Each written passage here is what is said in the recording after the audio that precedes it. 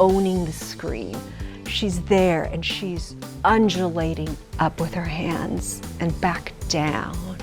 She's looking sort of off to the side while she does this. And she owns that screen. She's exploding the stereotype. The face of Anna May Wong will soon be gracing the U.S. quarter. But who was this Hollywood icon? Anna May Wong is one of the most charismatic, photogenic, and compelling actresses of the 20th century.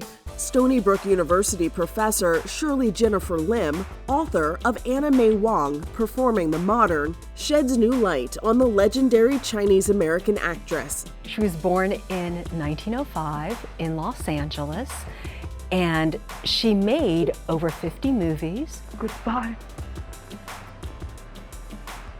my honored father. She was a vaudeville star. She was the first Asian American Pacific Islander to have their own television show, which was The Gallery of Madame Liu Song, made in 1951. And she did radio with Orson Welles. She was an incredible trailblazer and a witty and smart woman. I'm sure you're very respectable, madam. I must confess I don't quite know the standard of respectability that you demand in your boarding house, Mrs. Haggerty. Anna May Wong brings a mesmerizing quality to the screen. And as somebody who really appreciates strong female characters, I love the way that in some of her lesser-known works, she tramples on stereotypes. Why have you poisoned the wine and our love? So the way that she tramples on any notion of a passive heroine that needs rescue, the way that she can be sassy and active and really play strong female characters. Now, sometimes these are characters that are villains, but you know, being bad can be so compelling and so seductive. One of the reasons why I find her to be so important is because of her capacity to reinvent herself in the face of Hollywood obstacles. Whenever she didn't have the opportunities that she wanted, she found another way. I think I'll do the Chinese poem. A Chinese poem? Yes. You know, the one that goes like this.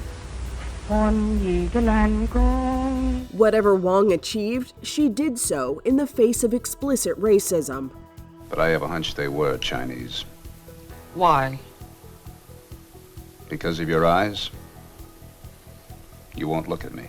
There's a whole structure of laws that rule and regulate racial interactions and, quite frankly, maintain white supremacy. This is a really difficult time when she's a star in Hollywood. The Chinese exclusion era, 1882 to 1943, restricted her movement and mobility, forcing her to have an identity card and also to register paperwork whenever she wanted to leave the United States to go travel internationally so that she could re-enter. When the American-born Wong shot the 1924 movie The Alaskan in Canada, she feared she wouldn't be let back into the United States. When she returns from Canada to the United States, to the port of Seattle, she's really, really incredibly nervous. She's young, she doesn't have any family members, and she's practically sweating it because she's like, oh my gosh, are they gonna let me back into the United States? This is really, really stressful. If I did not show the pain in my face, it was in my heart. It's easy to look at the glamorous woman and to not realize how her life could be a day-to-day struggle against this kind of prejudice, against this kind of racism that prompts her to need this kind of identity card. While Chinese by race, the hundreds of performers participating are 100% American by birth. Wait a minute, you know, this is second-class citizenship. This is being subjected to different standards. For me, it's a very telling moment about what life was like for her and for other Chinese Americans. Nevertheless, as they say, she persisted. Dr. Lim says Wong has a lot in common with today's multi-hyphenates. Anna May Wong's legacy is perfect for today because in the face of obstacles, she reinvents herself. So she's very much a creator.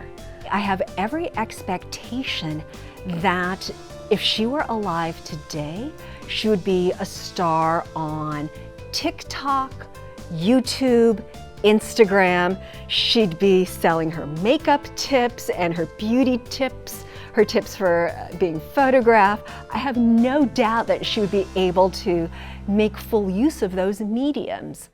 At the start of the 1960s, Anna May Wong was cast in the lead of the film musical Flower Drum Song. It was to be her biggest role. Finally, after decades, she's getting the opportunity she wants in Hollywood. Oh, I see doubt in all your faces. There's going to be dancing, there's going to be singing, it's going to be funny. Really, this is going to be Anna May Wong, A-list Hollywood.